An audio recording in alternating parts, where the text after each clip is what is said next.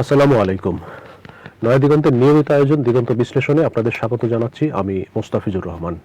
এই অনুষ্ঠানে সাধারণত আমরা দিনের গুরুত্বপূর্ণ ঘটনার বিশ্লেষণ করে থাকি। এজন্য একজন সিনিয়র সাংবাদিককে আমরা বিশ্লেষণের জন্য স্টুডিওতে আমন্ত্রণ জানাই। আজকের বিশ্লেষণের বিষয় তারেক রহমানের দেশে ফেরা নিয়ে কিছু প্রশ্ন, যে বিষয়গুলো আমাদের খুবই জানা দরকার, এরকম কিছু বিষয় নিয়ে আজকে আমরা আলোচনা করব। আজকের স্টুডিওতে অতিথি হিসাবে উপস্থিত হয়েছেন নয়া দিগন্তের সিনিয়র রিপোর্টার ইকবাল মজুমদার তৌহিদ। তৌহিদ ভাই, আপনাকে স্বাগত জানাচ্ছি আজকের বিশ্লেষণে। ধন্যবাদ আপনাকে।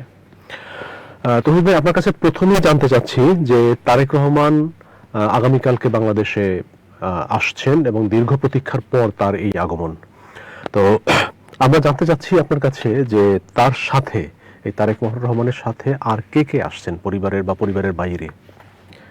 দেখেন, আমরা আপাতত যেটা আলোচনার মধ্যে আছে যে তারেক রহমান, জুবাইদুর রহমান এবং জাইমা রহমান আসছেন, এটি প্রধান আলোচ্য বিষয়।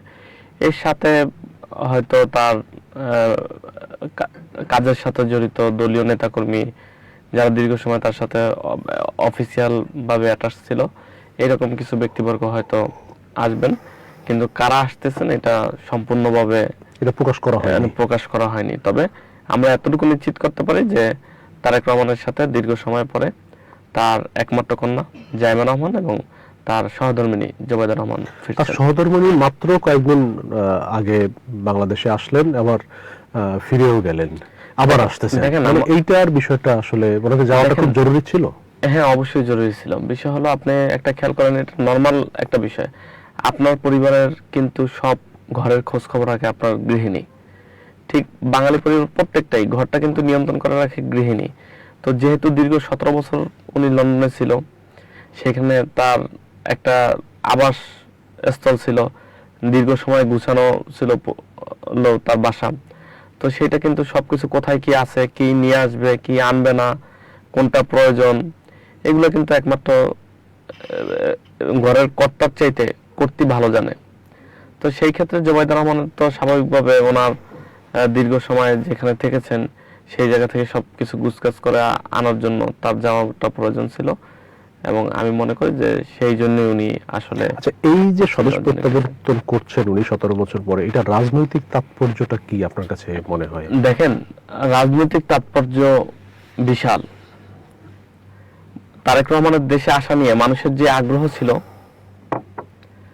আজকে আপনি যদি 300 ফিট তার যেই বিমানবন্দর থেকে এবার কেরা যাওয়ার যে রাস্তা, তার মাকে দেখতে যাবে, সেখানে যদি আজকের পরিস্থিতি দেখেন তাহলে বুঝতে পারবেন যে রাজনৈতিক তাৎপর্য কতটুকু।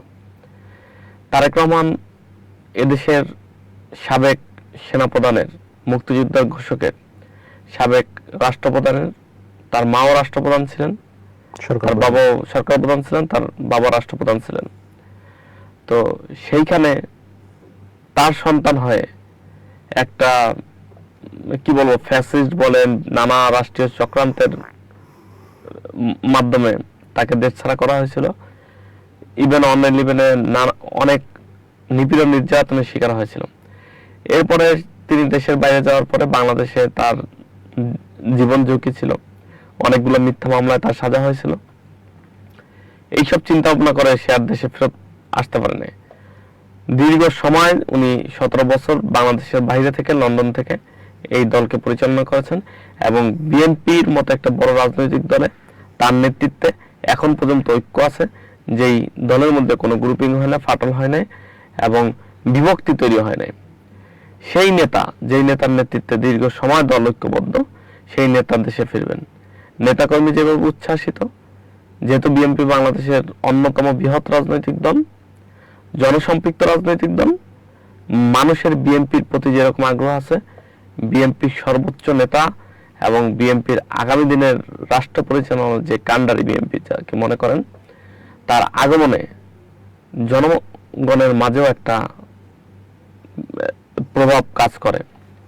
ফলে আমি বলবো যে তারেক রহমানের এই দেশেরা বিএনপিকে রাজনৈতিকভাবে আরো অনেক শক্তিশালী করবে, এবং বিএনপির যেই ঐক্য দীর্ঘ সময় যাবৎ তারেক রহমান ধরে রেখেছেন, বাংলাদেশে আসার পরে বিএনপি ঐক্যের দিক দিয়ে আরো আচ্ছা, এখন আগামীকালকে যে অনুষ্ঠানের আয়োজন করা হয়েছে এটি কি কোনো সংবর্ধনাও বলা হচ্ছে না, তাহলে এটা কিভাবে, মানে এখানে বক্তব্য দিবেন শুধুমাত্র একজন, জি অন্য কেউ বক্তব্য দিবেন না, তাহলে এইটা দেখেন আসলে এটাকে আপনি সংবর্ধনা আনঅফিসিয়ালি যদি বলা নাও হয়, আনঅফিসিয়ালি এটা সংবর্ধনা, দেশের মানুষ এবং জনগণের পক্ষ থেকে সংবর্ধনা।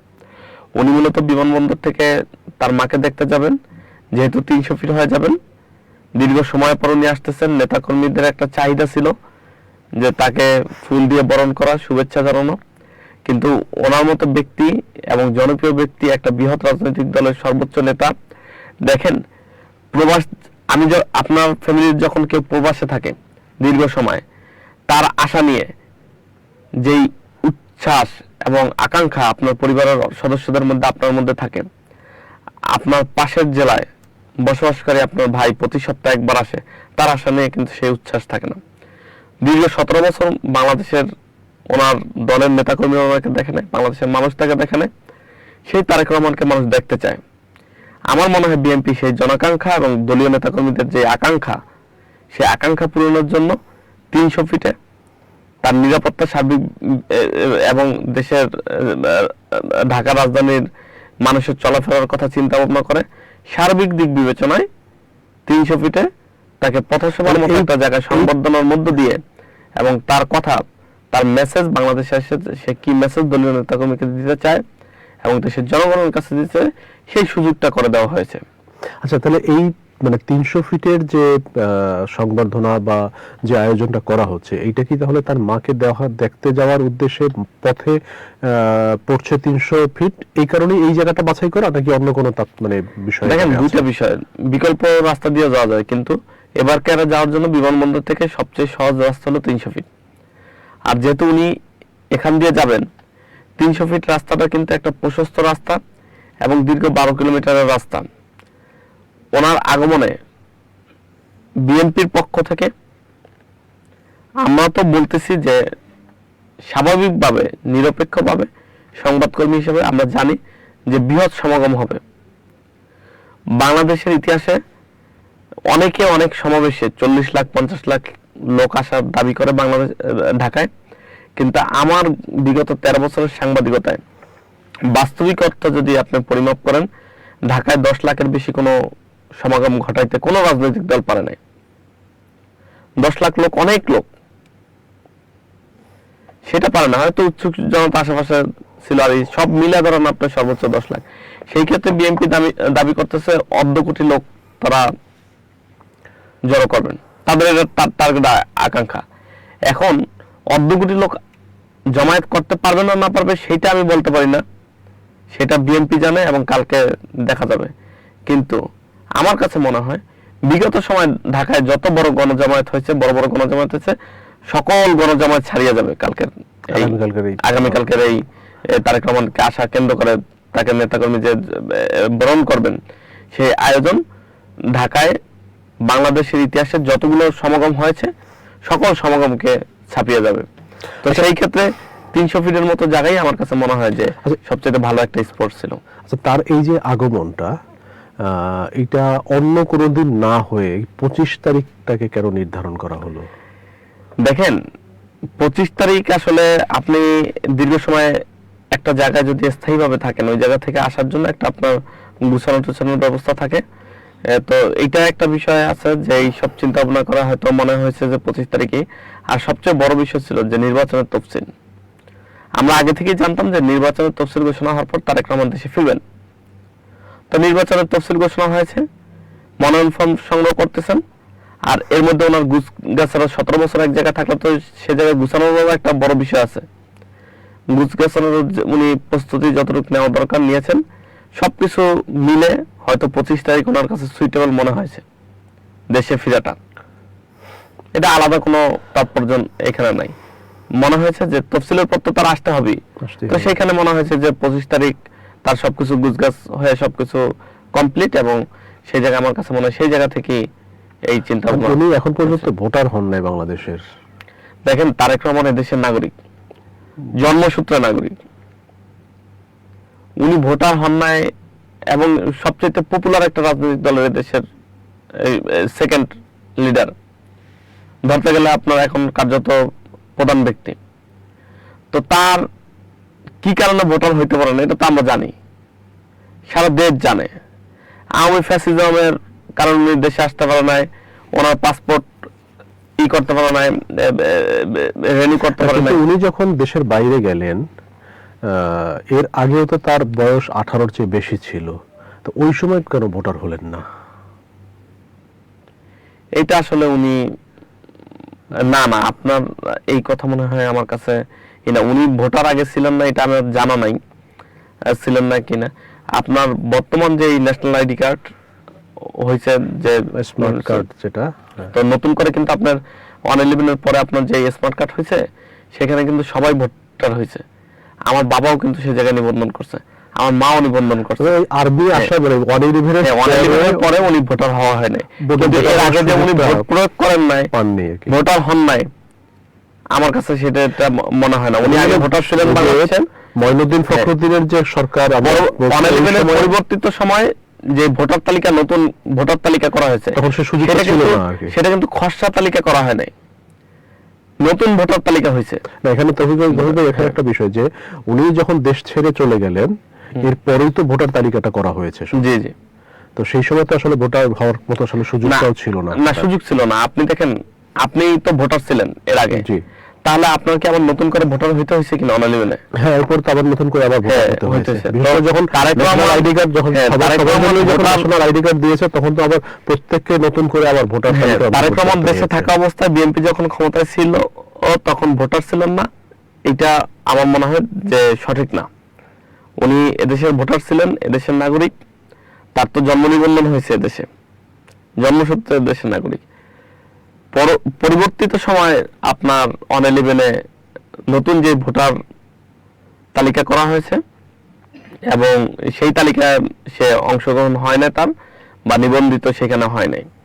তো বাংলাদেশে আসলে স্বাভাবিকভাবে সে দেশের নাগরিক হিসেবে তার যেই প্রয়োজনীয় ডকুমেন্ট নির্বাচন কমিশনে। আচ্ছা, আরেকটা বিষয়ের দিকে একটু যাই যে বিএনপি এখন মানে একেবারেই নির্বাচনের খুব কাছাকাছি সময় চলে আসছে। তো বিএনপির ভিতরে আভ্যন্তরীণ কিছু সমস্যাও আছে, বিশেষ করে মনোনয়ন কেন্দ্রিক তাদের মধ্যে কিছু কিছু জায়গাতে ইতিমধ্যে বিক্ষোভ হয়েছে, সংঘর্ষের ঘটনাও ঘটেছে। তো এইরকম একটা পরিস্থিতিতে আবার অন্যদিকে বিএনপির বিভিন্ন জায়গাতে বিএনপি নেতা কর্মীদের বিরুদ্ধে চাঁদাবাজি সহ নানা অভিযোগও আসছে। তো এই জায়গাটা কিভাবে তারেক রহমান কন্ট্রোল করবেন, বা এইতে তার জন্য কোনো বড় কোনো চ্যালেঞ্জ আপনি দেখছেন কিনা? না, দীর্ঘ সময় তো উনি দল পরিচালনা করতেছে। বিএনপি একটা বৃহৎ রাজনৈতিক দল, এখানে নানা ধরনের নানা মতের লোক থাকবে। আপনি যখন একটা অর্গানাইজেশন তৈরি করবেন, সেই অর্গানাইজেশনে আপনার কর্মী বা আপনার সদস্য তো বৃদ্ধি করতে চাইবেনই, সেখানে নানান ধরনের লোক জয়েন করবে। আর বিএনপির মতো একটা বিশাল রাজনৈতিক দল, সেই জায়গায় কে আসতেছে কি করতেছে এটা ই করা, বা আপনার মানুষের মনের খবর তো আল্লাহ ছাড়া কেউ জানে না। সেই জায়গায় নানান ধরনের অপশক্তি বা আপনার দুষ্কৃতিকারী ঢুকতে পারে, অনুপ্রবেশ হইতে পারে। তো বিএনপিতে যেরকম এরকম চাঁদাবাজির অভিযোগ আছে, আবার তাদেরকে বহিষ্কার করা হয়েছে চাঁদাবাজির অভিযোগ, এরকম অহরহ ঘটনা আছে। তো এখন কে কি করলো সেই দায়িত্ব একটা দলের মধ্যে একজন ব্যক্তি অপরাধ করেছে, সেই দায়িত্ব দলের না, দলের হিসাবে সেটা অবশ্যই আছে যে দল একটা বদনামের ভাগিদার হয়, কিন্তু দল তো আর বলে নাই। দেখেন, আমি মুসলিম, আমি তো মুসলমান, ইসলাম ধর্ম কি আমাকে বলছে যে খুন করো, ঘুম করো, দর্শন করো? একজন মুসলমান ব্যক্তি, জন্মসূত্রে মুসলমান দাবি করা ব্যক্তি যখন একটা মেয়েকে রেপ করে, ওইটাকে যদি কট্টর হিন্দুত্ববাদী লোক, যেমন ইন্ডিয়াতে যে জিনিসটা হয়, তারা যদি বলে যে ইসলাম এটা করছে, ইসলাম কি এটা করছে? ব্যক্তি করেছে। তো সেই ব্যক্তির ব্যাপারে এরকম গুরুতর অভিযোগ আসার পর সেই ব্যক্তির ব্যাপারে বিএনপি কোনো পদক্ষেপ নিল কিনা শাস্তিমূলক, সেটা দেখার বিষয়। তো আমি যতটুকু জানি যে অতীতে খুব কঠোর ভূমিকা নিয়েছে বিএনপি, যাদের বিরুদ্ধে অভিযোগ এসেছে, অভিযোগ তদন্তের আগে তাদেরকে বহিষ্কার করা হয়েছে, পদ থেকে স্থগিত দেওয়া হয়েছে। পরবর্তীতে তদন্ত সাপেক্ষে যদি প্রমাণিত হয়েছে না এই যে অভিযোগ আছে সেই অভিযোগের কোনো সত্যতা নাই, তাহলে তাকে আবার দলে ফেরানো হয়েছে। আর যদি সত্যতা পাওয়া গেছে, তাকে দল থেকে স্থায়ীভাবে বহিষ্কার করা হয়েছে। এবং 5 আগস্টের পরবর্তীতে আপনি অবাক হবেন, কিছু কিছু ক্ষেত্রে বিএনপি অভিযুক্ত হওয়ার প্রমাণ মিললে বিএনপির পক্ষ থেকে, বিএনপি অঙ্গ সংগঠনের পক্ষ থেকে অভিযুক্ত ব্যক্তির বিরুদ্ধে মামলাও করা হয়েছে। তো তৌহিদ ভাই, আপনাকে অসংখ্য ধন্যবাদ ব্যস্ততার মধ্যেও আমাদেরকে সময় দেওয়ার জন্য। ধন্যবাদ আপনাকে। প্রিয় দর্শক, আজ এ পর্যন্তই। এরপরে থাকছে দিগন্ত প্রাইম টাইম। সবাইকে দেখার আমন্ত্রণ জানিয়ে শেষ করছি। আল্লাহ হাফেজ, আসসালামু আলাইকুম।